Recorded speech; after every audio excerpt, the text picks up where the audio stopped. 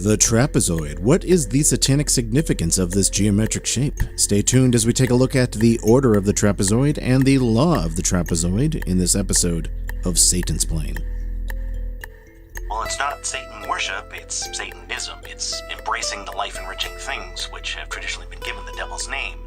Pride, lust, earthly success, rational self-interest, atheism, humor, nonconformity, science, a passion for living, being selective about whom we love. We don't see these as shameful sins, but empowering ideals. And we also recognize the psychological power and fun of symbolism and aesthetics, so we utilize Satan as mythology's most fitting mascot for what we're about.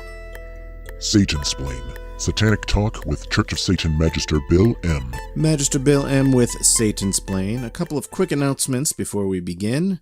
I think it was in the previous episode of Satansplain, or the one before, that I mentioned I was invited to be a guest on a podcast called Sask Watch. Unfortunately, I got the times mixed up, and it was completely my fault, and did not get in touch with them in time when I was supposed to. I apologized. Long story short, they are, however, booked until March, to which I said, well, kudos to them for working hard and getting their podcast and thinking that far forward. So anyway, whether they invite me back, we'll see. One show I am, however, still scheduled to do is The Devil's Salon. They've had about half a dozen episodes so far, I think, and they invited me to come in and talk about being a satanic warlock, masculinity, and topics like that. So I'm looking forward to that one. When that will be available, well, I'll share the details in the usual Satansplain channels. Now back to Satansplain. As you regular listeners already know, I did 2 episodes recently on the topic of satanic ritual, why we have it, why it's important, the importance of both solitary and group rituals in Satanism, and so on. And I am very, very happy to say that a number of you wrote back, either directly or in the comments online and whatnot, and you said, hey, I'm a Satanist and I never actually stepped up to try ritual, but after listening to Satansplain, it gave me the final encouragement to go ahead and try it. So I did. I set up a little ritual area and I tried my very first satanic ritual, and I'm so glad I did. My only regret is that I didn't do it sooner. So yeah, I've been getting messages like that, and to all of you, I am deeply proud to know that I helped give you that push you needed, and happy to hear that you've put aside the excuses and insecurities you may have had about it and took the plunge. And I wish you many more memorable ritual experiences in the future. Now let's get to today's topic, which is the trapezoid. I've had a couple of listeners in the past write to me and ask me if I'd consider doing an episode about what Anton LaVey calls the law of the trapezoid. And more recently, I got an email here from somebody asking about the order of the trapezoid. So I figured I would address both of those in this episode. Let's read the email in question and first talk about the order of the trapezoid, because that answer is much shorter. The email I have here is from Jacob. Jacob wrote to me, hello, Bill. I have a few questions and a satanic dote I would like to share. The first question would be, how does the church select a high priest or priestess? Second would be regarding the order of the trapezoid. Can you explain a little about this? As for the selection of the high priest and priestess, I would say that this is pretty straightforward. Whoever is in one of those positions can then appoint somebody else. Now, there aren't too many formalities, I would say, with this, because quite frankly, the Church of Satan is not even a century old, so we haven't had many changes in the top leadership in our history. So going back to the very beginning, Anton LaVey himself started the Church of Satan, so he was high priest by default. That was in 1966. And before he died in 1997, he named Blanche Barton as his successor. So Blanche Barton was the high priestess of the Church of Satan in 1997, when LaVey died, up until 2001, when she decided to step down to focus on being a mother and her personal life. And she named Peter H. Gilmore as the high priest. And he has been the high priest ever since. Now, Magus Gilmore later decided to name his wife, Maga Paginodramia as High Priestess, and they both head the organization. And frankly, I think this has worked out quite well. Magus Gilmore handles a lot of the external affairs, like doing major media representation and the like, while Paginodramia has been handling a lot of the internal affairs, when members need something from the central office and, what have you. And also, we gave a special role to Blanche Barton as Magistra Templi Rex, so you can think of her as the chairwoman. And regarding Jacob's other question, the Order of the Trapezoid, who or what is that? Well, back before Anton LaVey formed the Church of Satan, he initially had a group called the Magic Circle. Some of you may know that, where he provided lectures and exhibits on all sorts of strange and, macabre topics. And at some point, there was a group that came out of this called the Order of the Trapezoid.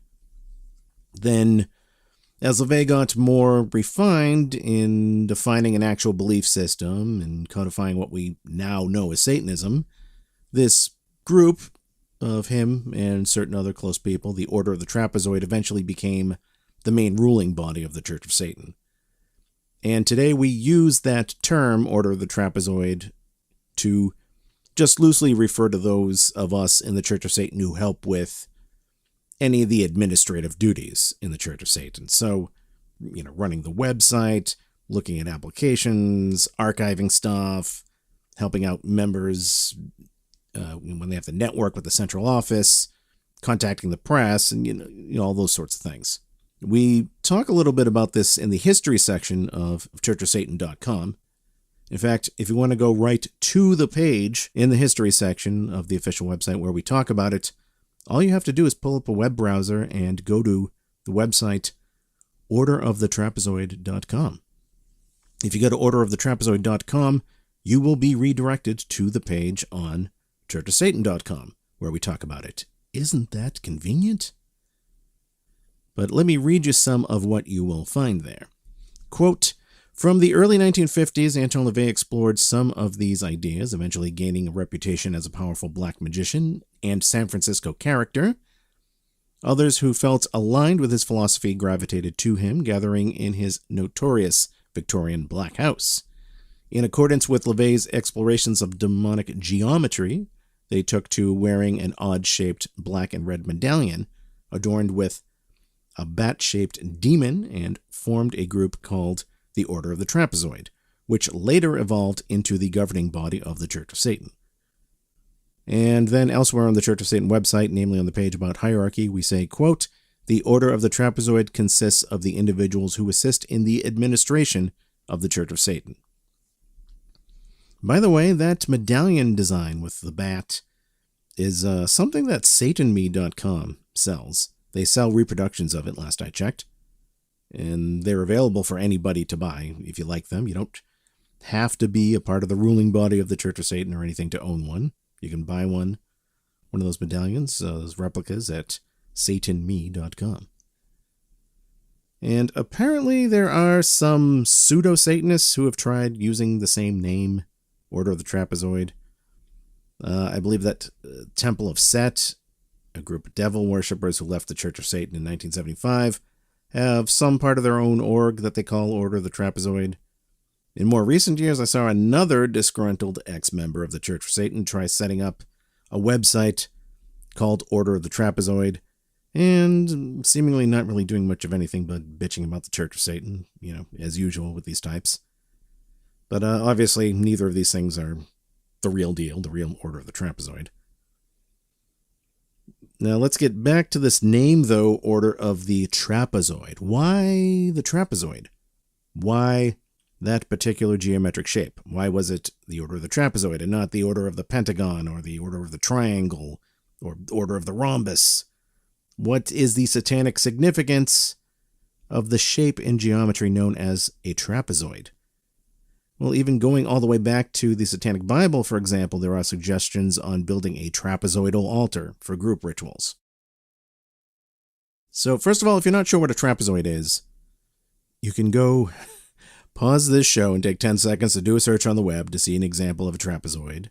It's a four-sided shape, but Unlike a square or a rectangle, the sides aren't all meeting at right angles. Two of the opposite sides are parallel to each other, and the other two are not. So that's what defines a trapezoid. And again, if you don't know what a trapezoid is, just do a search. You'll find a picture and say, oh, okay, I see it now. Now, to answer the question, why the trapezoid? This brings us to what we call in Satanism the law of the trapezoid. To explain the law of the trapezoid, I'm going to read you some of Anton LaVey's essay titled, appropriately enough, Law of the Trapezoid. This essay was published in his essay collection book, The Devil's Notebook. The book was published by Feral House Publishing in 1992. You can buy this book in paperback or as an ebook.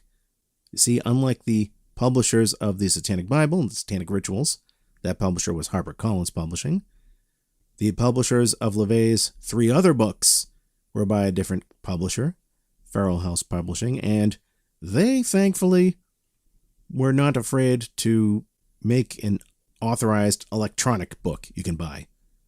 You can go to feralhouse.com and buy it for the Kindle, direct from the publisher.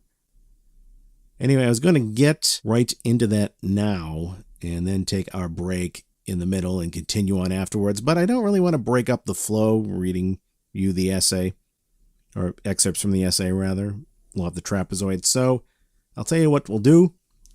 As I mentioned earlier, Jacob sent a satanic anecdote along with his question, so let's take a look at that now. Then we'll take a break, and then in the second half of this episode of Satansplain, we'll talk all about Law of the Trapezoid. But that, of course, means that it is now time for a satanic anecdote.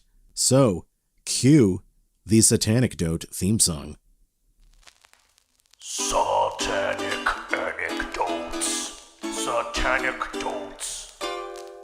Jacob writes, my Satanic Dote starts with me in rehab. As the end of the COVID lockdown ended, I had some health issues from my drinking and needed to find a better way. As we all know, these programs focus a lot on the Alcoholics Anonymous books and their 12-step program. I was familiar with the way the organization works. I knew God was a big part of the program, and I knew I wasn't going to change who I am as a Satanist to conform to an AA, but I knew I needed to find a way for it to work for me. I did find a lot of useful information in the What the Devil essay that had helped me through the program. I look at these meetings as a ritual, and during a meeting, I was the host. I had highlighted a lot from the essay and shared it with everyone in the room. I avoided giving them the impression that it was from the Satanic Scriptures. I got agreeing nods as I read through some of the text. It wasn't until the end of the meeting that I showed everyone the copy of the Satanic Scriptures that I had brought with me to rehab, and I saw confusion and snarls. Not that I cared what they thought of where the information came from, but I was approached afterwards by the staff informing me that only AA-approved literature can be used. So as respect for the facility and the others around me, I kept it to myself from then on, but I had people coming up asking me about it afterwards and expressing their opinions and thoughts.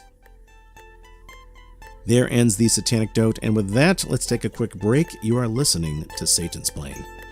You are listening to Satansplain, real satanic talk with Church of Satan Magister Bill M.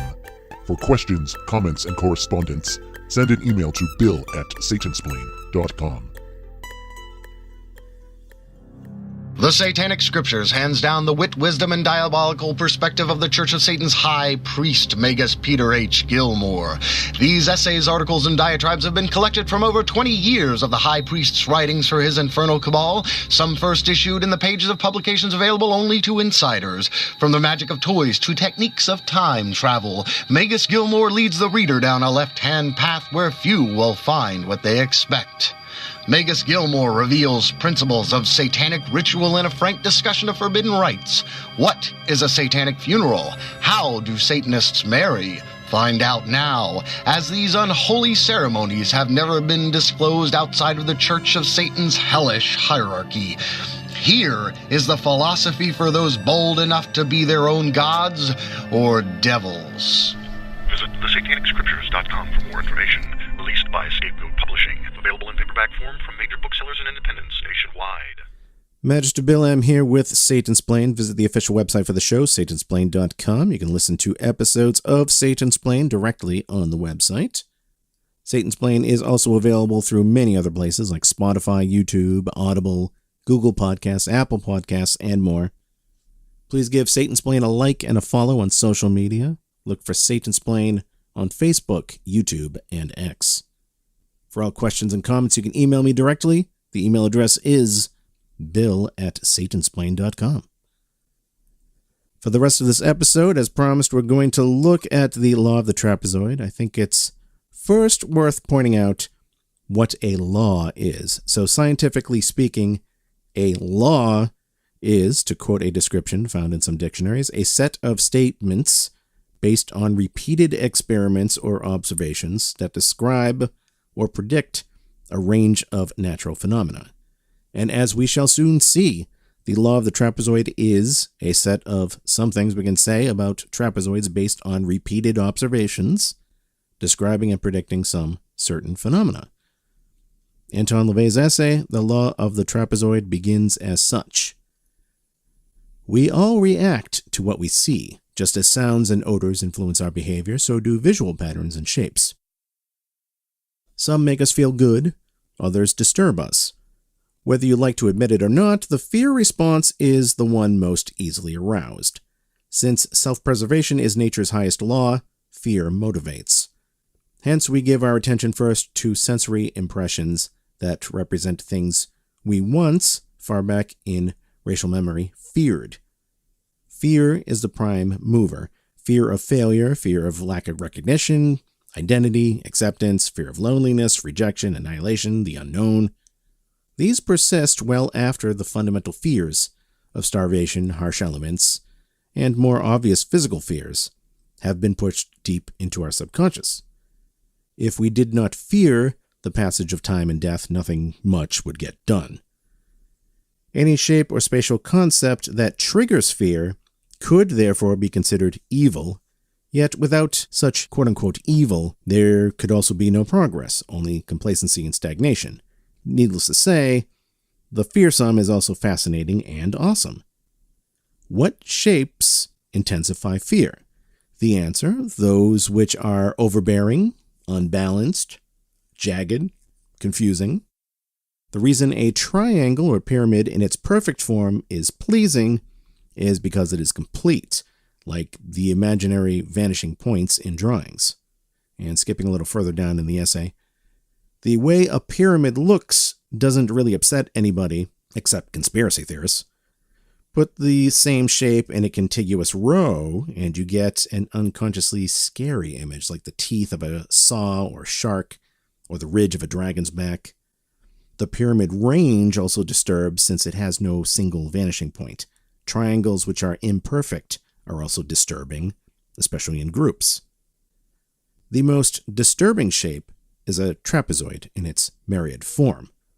A perfect trapezoid is a frustrated pyramid. In fact, the place where a pyramid or triangle is lopped off to make a trapezoid is actually called the frustum. And just to interject here, speaking as a mathematician, LaVey is correct about the frustum. So to try to explain this in more layman's terms, if you have a cone, for example, and you chop off the tip, you get a shape that's sort of like a warped cylinder, sort of like a soup can shape, only the bottom is wider than the top. Like the stands you see in the circus that an elephant steps on, in the big ring. That shape is called a frustum. If you look at it directly from the side, you get the shape of a trapezoid, and likewise when you take a triangle and you snip off a corner, you basically get a trapezoid. So LaVey continues, a trapezoid says to the unconscious, I am here, solid as can be, more massive than an ordinary block, but something's missing, and it bothers you. Of course, you know what's missing, the triangular top. Like the one with the eye on the back of a dollar bill. Don't let that little pyramid with the bright eye fool you. That's to draw your attention away from the real thing, the big brick trapezoid underneath it. All competent magicians are masters of misdirection, and the masons who designed the seal knew a thing or two. Angles which are space planes that provoke anxiety, that is, those not harmonious with natural visual orientation, will engender aberrant behavior. Now again, if I could just interject, he says space plane. The term space plane in this context isn't metaphysics. It's not like the astral plane or other kind of nonsense like that. He's talking about geometry. You have angles on a plane, which is in 2 dimensions, like you draw on a piece of paper, and then you have angles that break sometimes into the 3rd dimension, or otherwise in space, as it's called in geometry. Anyway, continuing. Exceptions occur where a sort of reverse polarity exists in a creature, extreme mental imbalance or perversity, or perhaps even extreme rationality and awareness. I've always been interested in alleged haunted houses, strange places where unease was present, where murders and suicides were frequent, uninhabitable but seemingly innocuous areas and buildings, abodes of consistent failure to dwellers or occupants whose lives had been previously tranquil. Since my earliest years, I've been drawn to such places, curious of their origins and circumstances associated with them. I was fascinated by scenes of Mayan and Aztec temples, of oil drilling rigs, of trestles and wartime bunkers too, the old-style coffin like an elongated hexagon, the 1938 Court sedan, the baguette diamond, the slanted blade breaking the symmetry of the guillotine. Now to pause here again, notice that these examples that LeVay gives, these shapes he cites are trapezoidal in some way or another, and we'll get back to that later. During the course of investigating alleged haunted houses or blighted areas, I soon dismissed the prevailing superstition, that is, a deceased person's spirit restlessly hanging about it. It occurred to me that even if a living entity's violent or tragic demise provoked a so-called haunting, perhaps the house itself was the catalyst for their misfortune in the first place. It seemed that the physical environment itself played a major role.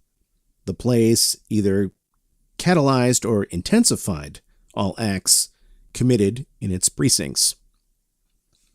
I was led to contemplate the common denominator that all sites of outre or disturbed behavior possessed. In each case, angles were present that violated either topographical or architectural symmetry and perfection. Comfortable or psychologically secure configurations were either lacking or subservient to planes that inspired hostility and fear. I examined files of cases dealing with structures supposedly haunted or cursed with continuing failure, death, financial loss, insanity, fire, tragedy. Many of these structures were visually apparent, and in the most flagrant manner. Others were not.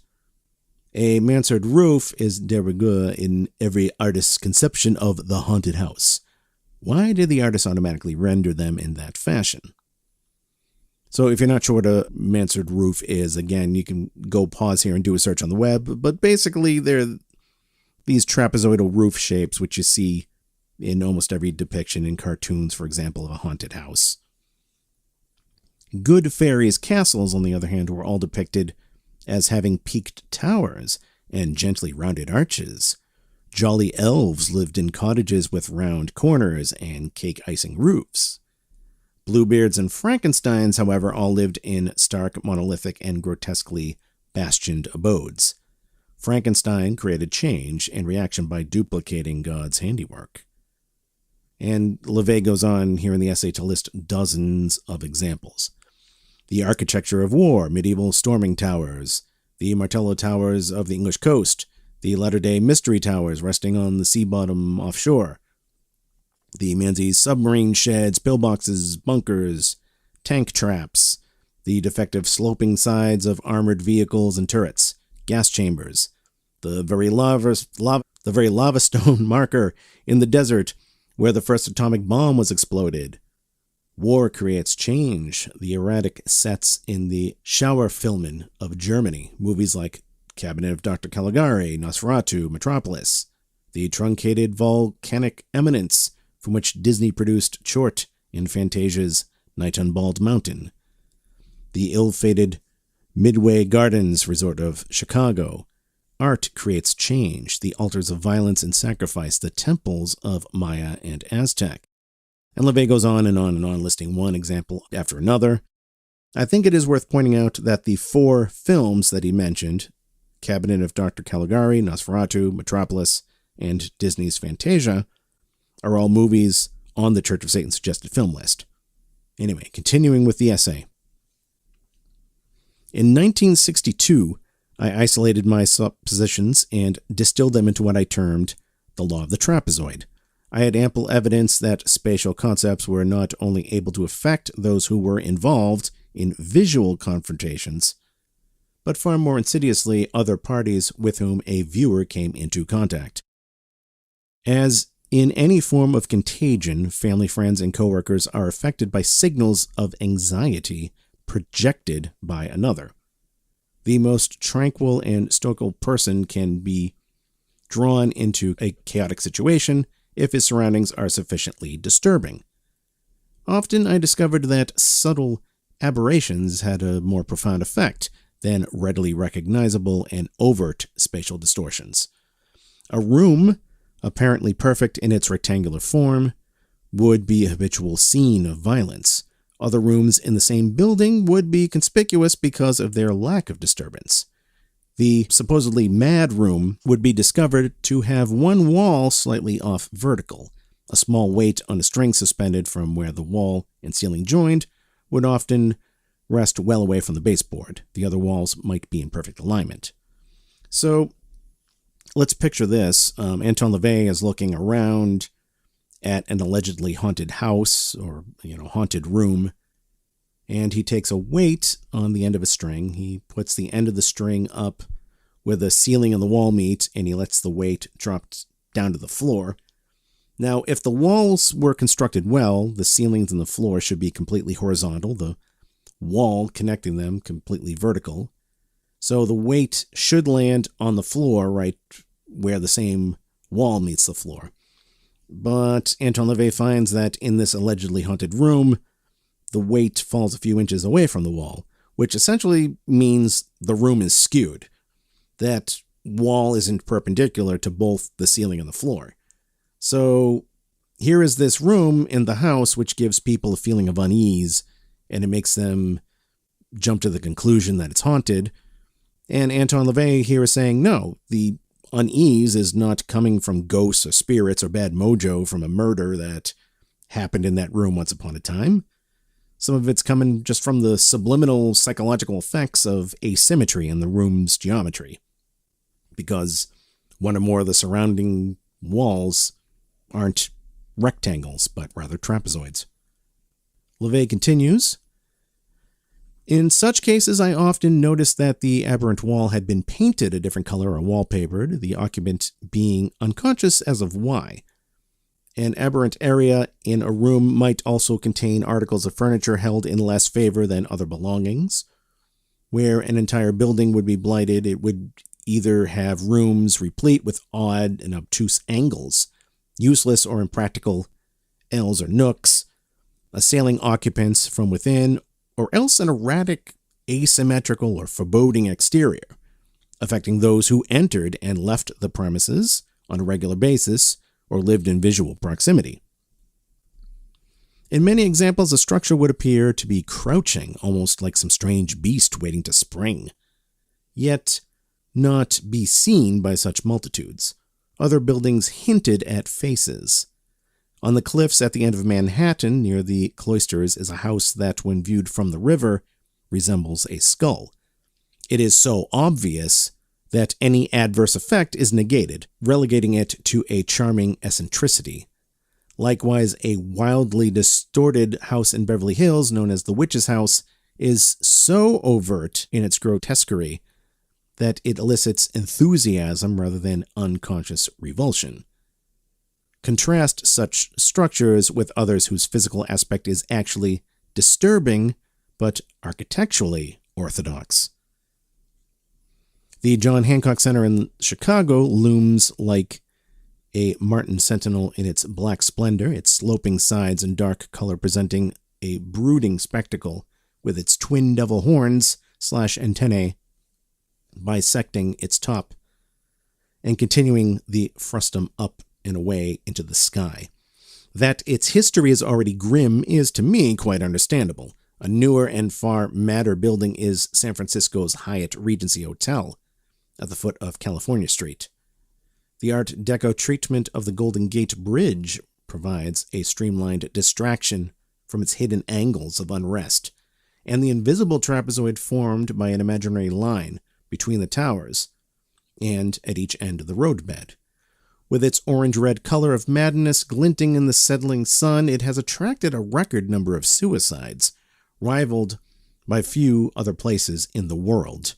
I find it interesting that most of the jumpers depart from areas near the bridge towers, the foci of the trapezoid, where its influence from within its precincts is most strongly manifested.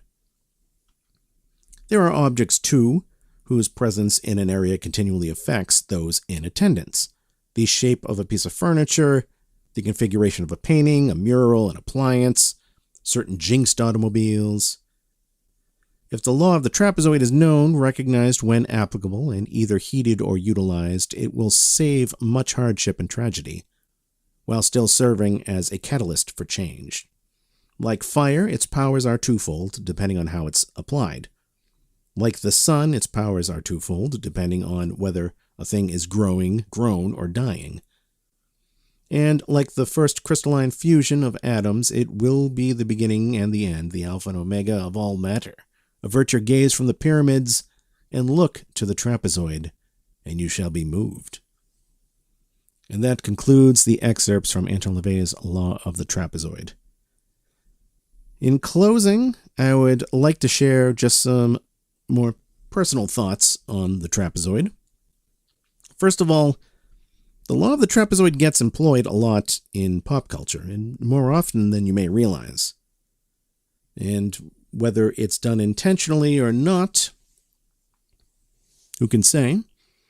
But I mentioned earlier the example with how haunted houses are usually drawn in cartoons and the like.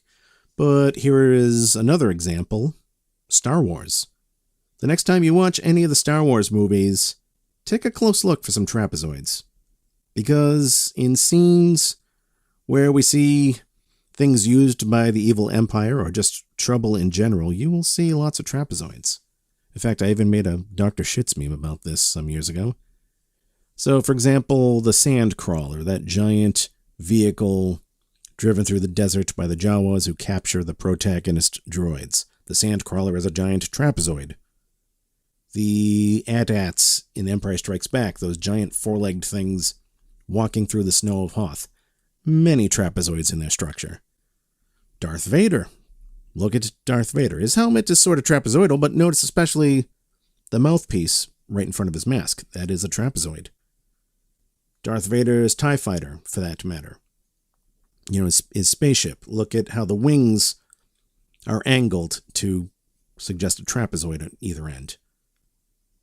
The Emperor's throne room, the Emperor's throne itself in Return of the Jedi, that's trapezoidal.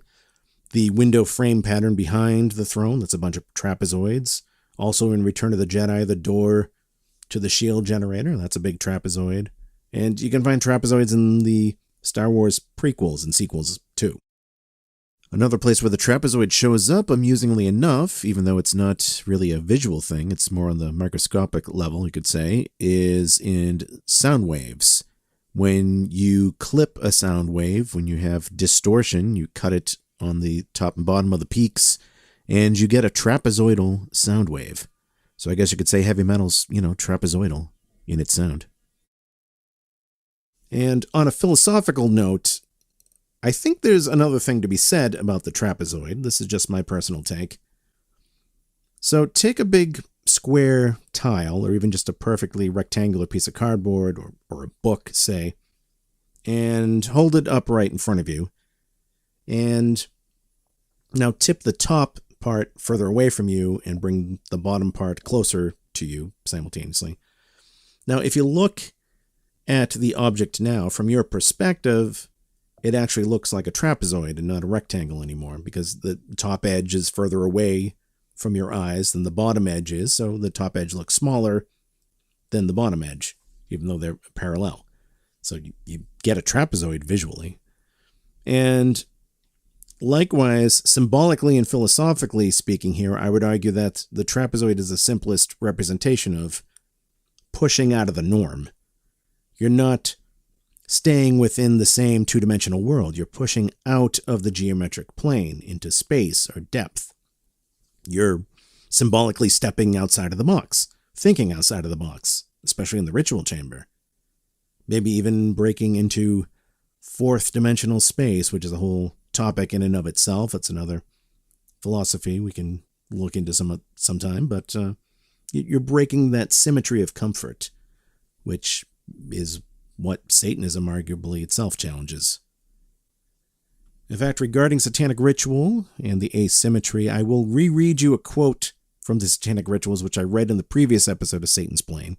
Quote, "It will be observed that a pervasive element of paradox runs throughout the rituals contained herein. Up is down, pleasure is pain, darkness is light, slavery is freedom, madness is sanity, etc., etc. In keeping with the very semantic and etymological meanings of Satan, situations, sensations, and values are often inverted and reversed. This is not intended solely to serve as blasphemy. On the contrary, it is used to make it apparent that things are not always as they seem, and that no standard can or should be deified, for under the proper conditions, any standard can be changed." And with that, I'm going to say goodbye. Thank you for listening to Satansplain. Until then, hail Satan. You have been listening to Satansplain. For more information about the show, visit the official website at satansplain.com. And for more information about Satanism itself, visit churchofsatan.com. This episode, copyright 2023, Magister Bill M.